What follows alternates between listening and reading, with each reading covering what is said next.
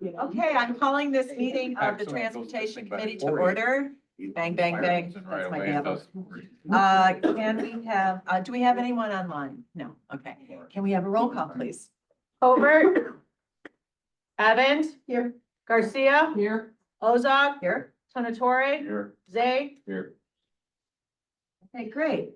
I would like to welcome the AP Government class from Hinsdale Central High School. And their chaperone, Ginger Kearney, who is on the Lombard Library Board. I hope they don't give you too hard of a time, but glad you're all here and hope you're learning a lot. This is government in action. So, okay, next Can we I'd fight like and to. argue about something? Pardon? Fight and argue about something? You know, we are getting along very well, so Okay. don't push your luck. That's not really chairman appropriate speaking, but I'm gonna do it anyway. Okay. I move to approve the minutes of our, excuse me, do we have any public comment? No, okay. I move to approve the minutes of our meeting of Tuesday, October 7th, 2025. Second. Okay, any comments, questions, or changes? Okay, all in favor? Aye. All right. Next, we have some procurement requisitions. I move to combine items 6A through 6D. All in favor? Aye. All right. I'm going to start with item 2500, recommendation for the approval of an agreement to Leach, Tishman, Fiscato, and Lampo to provide professional legal services to negotiate highway authority benefit agreement applications as needed for the Division of Transportation for the period December 1st, 2025 through November 30th, 2027 for an agreement total not to, or for an agreed total not to exceed $30,000. Appointed as a special assistant state's attorney for the DuPage County State's Attorney pursuant to DuPage County Procurement Ordinance 2-356. County to be reimbursed 100% of incurred fees. Do I have a second? You can bind them. You can bind them. Oh, gosh. Sorry, not enough coffee. I move for approval of 252499, recommendation for the approval of an agreement to Leach, Tishman, Fiscato, and Lampo LLC to provide professional legal services to assist with environmental issues as needed for the Division of Transportation for the period December 1st, 2025 through November 30th, 2027 for an agreement total not to exceed $30,000, appointed as a special assistant state's attorney by the DuPage County State's Attorney pursuant to DuPage County Procurement Ordinance 2-356. I move for approval of item DTP 4925, recommendation for the approval of a contract issued to Mathewson Right-of-Way Company for professional right-of-way negotiation services as needed for the Division of Transportation for a contract not to exceed $200,000. Other professional services not suitable for competitive bid, vendor selected pursuant to DuPage County Code Section 2-3531B. I move for approval of item DTP 5025. Recommendation for the approval of a contract to Sabora Group Incorporated for professional Phase 1 preliminary engineering services for improvements along County Highway 4 Bloomingdale Road bridge improvements over Chicago Central and Pacific Railroad, Section 22-184-12BR, for a contract total not to exceed $308,511. Professional services vetted through a qualification-based selection process in compliance with Illinois Local Government Professional Services Selection Act. Okay, I have a second, and any comments or questions? Quick question on A and B. Can you clarify exactly why, special, you're looking for your thank you, state's attorney is required for those, both of those? I'm happy to cover this. The first one is for if an applicant, so somebody that was an owner or operator of a gas station and there was some leakage, if they wanted to get a no further remediation letter from the state to do that, they need a highway authority agreement. Before the county will sign that, we require a HABA, which is a Highway Authority Benefits Agreement. It's a very, very little niche environmental law. And the HABA protects us so that down the road, if we're digging and it's going to cost us a lot of money, we have that assurance through that agreement that someone else is going to cover it.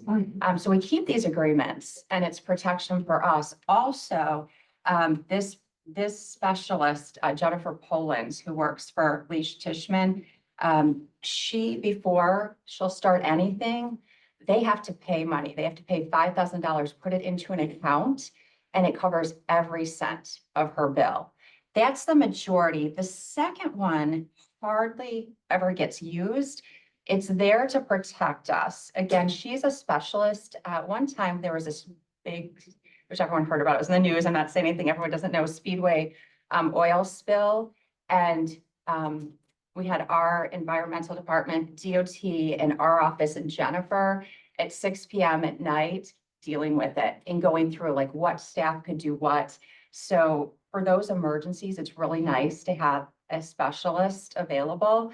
Also, if DOT runs into any very niche environmental questions, she's available. But the second one doesn't get used very often. It's just as needed. Okay, so it sounds like this is in rare occasions that this is actually. The second, the first one is used regularly because people come to us requesting us to sign these highway authority agreements, which that agreement itself gives us no benefit. It only gives them benefit for the state. It's an institutional control by the IEPA that they can leave the contamination there. They have to show that the contamination isn't going to be a danger. We have to add permitting language.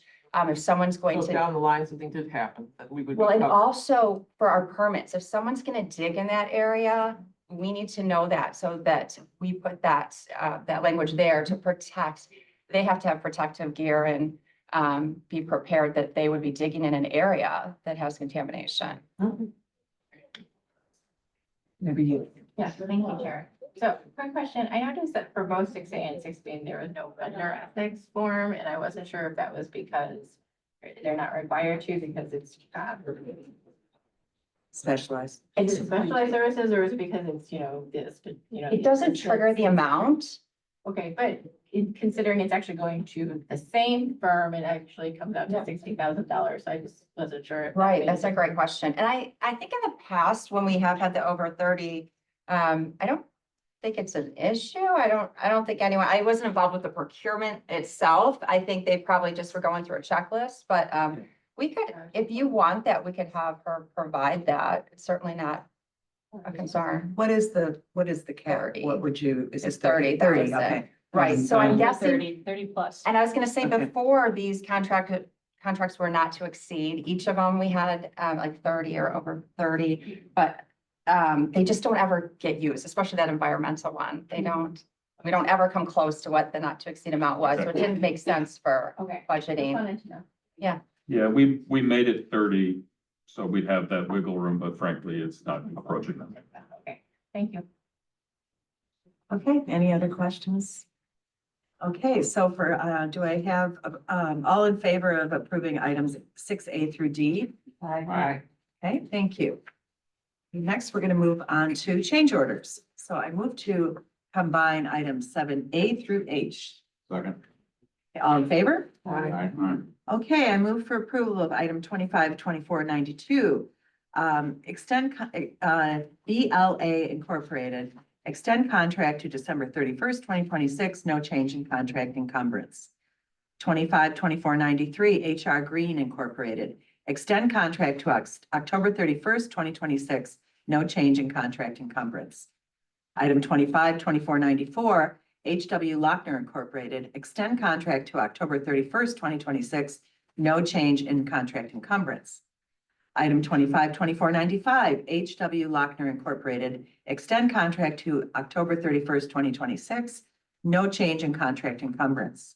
Item 252496, Knight EA Incorporated, extend contract to May 31st, 2027, no change in contract encumbrance. Item 252497, Rush Truck Centers of Illinois, extend contract to November 30th, 2026, no change in contract encumbrance. 252498, STV Incorporated, extend contract to October 31st, 2026, no change in contract encumbrance. Item 7H, 252489, amendment to DTP 3A24, which increased the contract amount issued to Alfred Benesh by $138,568. Due to a Scrivener's error, the increase should have been read $138,658, making the new contract amount $1,997, an increase of 16.06%. Second. Okay, I have a second. Any comments or questions about these items?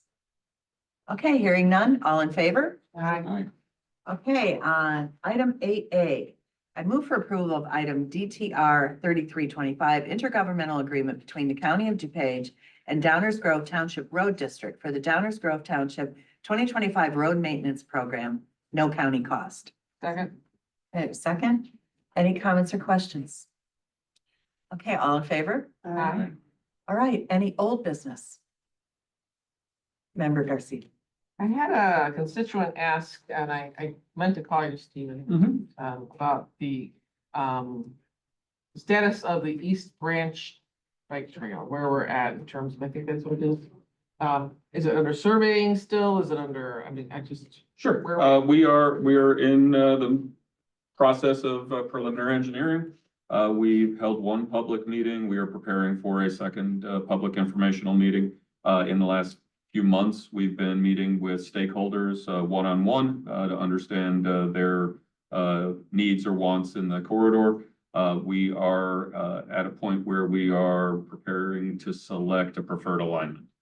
So there's an east and a west kind of major paths for that project. And we are at that point where we're getting ready to make a call on that as part of the NEPA process in the environmental review of the project. And that's part of that stakeholder involvement. So that's kind of where we're at now. So a new public meeting coming soon. Okay, And so I can we'll let be, them know that there'll be a new public. yeah, meeting. and we'll be announcing that shortly. All right, thank you. Yeah, we held a meeting in April, correct? Yeah, Sounds and right. It was extremely well attended and we got a lot of input from there. They're just And waiting to see what the next. our consultant was at this meeting as well. So, but we received a lot of feedback. Excuse me, the consultant has been working with that feedback. So we'll be looking forward to another public meeting soon and moving along. All right. So, Member Zay. Yeah, a couple of things. How we doing on plows? Plows are good. Rather than me telling you what Mike can tell you, I'm gonna let Mike just tell you first. Yeah, we're He's hiding. we're